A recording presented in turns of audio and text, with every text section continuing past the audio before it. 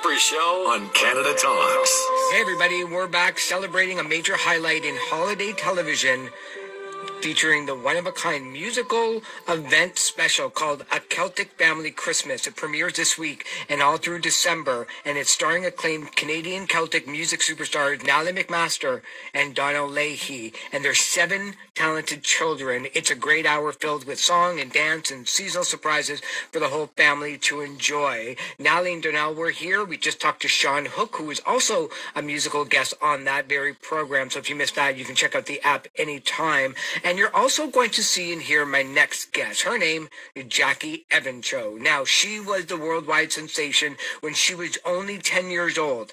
Jackie gained global recognition with her stunning debut on NBC's America's Got Talent. And since then, Jackie has released a string of platinum and gold albums with sales over 3 million copies in the U.S. Along the way, she's also made history. She's the youngest solo platinum artist in music. She is the youngest top 5 debut artist ever in the UK. She's the youngest person to give a solo concert at the Lincoln Center, and all 7 of her albums have hit #1 on the Billboard Classical chart.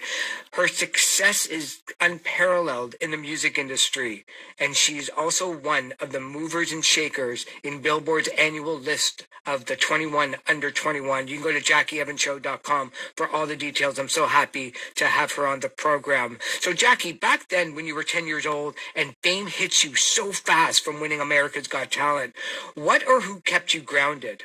I think what really kept me grounded was my family and just hearing all of these horror stories about child performers that become divas or just kind of cruddy people. And I knew that just was not who I am, and I do not want to ever become it. In 2015, you shared with the world that your sister Juliet is transgender. You and her opened up about her journey and why you both wanted to share her experience transitioning from male to female to help others. Yeah, absolutely. I actually agree 100%. And to be honest, I don't really care if I lose my fans, because I support my family. My family is first and foremost, always. So if you don't like my family, then don't bother liking me, is the way I see it. Your latest album, Two Hearts, contains for the first time songs written by you. How was that experience? Yes, actually, it was always something that I had wanted to do. I always wanted to create my own music and put it out to the world. I was just very nervous about putting my thoughts out there into the world because I was afraid of people judging my thoughts, and those are the most personal things to me. So I finally got over that fear, and now my main goal is to actually write an entire album one day. What brought you to that decision to start writing your own songs? I think it was a combination of a lot of different things. One was that I was listening to all of this amazing music with beautiful lyrics and melodies, and I really wanted to put my 2 cents into that mix. And then it was also just, it felt like the right time. I had always loved writing lyrics and poems, but I was just a shy kid. And at that point in my life, I was getting a little bit more out of my shell. And I finally found that courage to kind of just say, okay, I'm going to be brave and do this. What was it about you singers? You perform to millions of people on stage, but you're all shy. Why do you think that is? Honestly, I don't know. For me personally, going on stage just kind of unlocks this totally different part of my personality. There's this level of confidence where I know what I'm doing, and I know that this is what I'm meant to do, so I can just kind of do it. But in the real world, for me, like, I'm just a shy person. I've always been that way, and it's hard for me to break out of my shell. I really wish I could tell you why it is that way, though. When you get into the songwriting process, is it fun for you? I absolutely love writing songs, and I think I said earlier, I've written songs for as long as I can remember.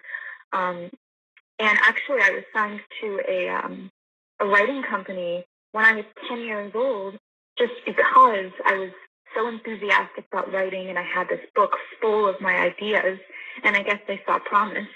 But yeah, I've always loved writing and will continue to love it. Do you ever look back at those notebooks and see what you were writing about when you were 10? When I look back at those notebooks, I am kind of impressed and also embarrassed because some of these concepts are very mature for a kid. And then at the same time, there are those immature ones that are just kind of like, wow, you can tell a 10-year-old wrote this. And it's just like, I'm glad I didn't put that into the world. We're going to see you coming up on A Celtic Family Christmas this month. So what do you do for the holidays? For the holidays, I reserve time, especially around the Christmas time. I reserve time in my schedule to be at home with my family, and we bake cookies together and decorate the tree together, and we just do all of that traditional family stuff, and my family makes sure that I'm home for it. I'm thinking about your audience for a moment. You're big in the classical world, and the style of music that you play, the audience isn't always so quick as people your age get used to technology or social media or music streaming services. You're still selling hundreds of thousands of copies of your album, but who is your audience now? Is it a bit of both of young or old? I do see a lot of the older demographic in my audiences, as well as a lot of really young girls and just kids in general. But I feel that it's kind of a mixed way of receiving my music. A lot of people will buy CDs, but it's usually the older demographic, as you said. And then there's those kids that'll find my music on YouTube or Spotify or Pandora. I really hope to be able to kind of break that kind of separation between how people enjoy music, depending on the age, and hopefully I can figure out a way to encourage my older audience to, I guess, stream, or maybe even encourage the younger audience to buy CDs. You must get asked this a lot by both the younger and the older generation on how kids can make it in the music industry. So what do you tell them? For all of the parents listening, if they have a musical child, I recommend that you nurture that passion in them as much as possible and just encourage them to follow that dream instead of tearing them down and being a bit more logical, because I know it's hard to realize that what your kid wants to do in life may not be the most practical thing, and it doesn't always work out. But if you encourage them, no matter what, it'll help build up that drive. That's what my mom did for me, at least. The encouragement from your parents is such an important thing to have when you're first starting out, but also with the idea that their kid may not grow up to be successful. They may not grow up to be the next Jackie. Yeah. I was very lucky growing up because my parents did not hide much of the real world from us. And so I grew up wanting to be this singer, but I also knew that the likelihood of that was very slim.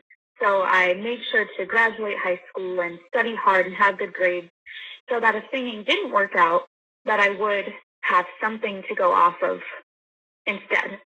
And I feel like parents just being a bit more honest with their kids is never a bad thing. It's actually really good, because from my parents' honesty, I kind of matured quicker and realized some things that might take people a bit longer. Thanks so much for being here, Jackie. I truly, truly appreciate it. Thank you also to Sean Hook for hanging out, and also Natalie McMaster and Donna Leahy as well. You can check out A Celtic Family Christmas on your television set this month. Thanks to you for listening, and also to Aaron Papernick for helping put the show together. My name is Eric Alper. If you missed any parts of the show, go check out the app. It's free, and you can go to SiriusXM's website for all the details. Have a great weekend, and we'll talk to you soon.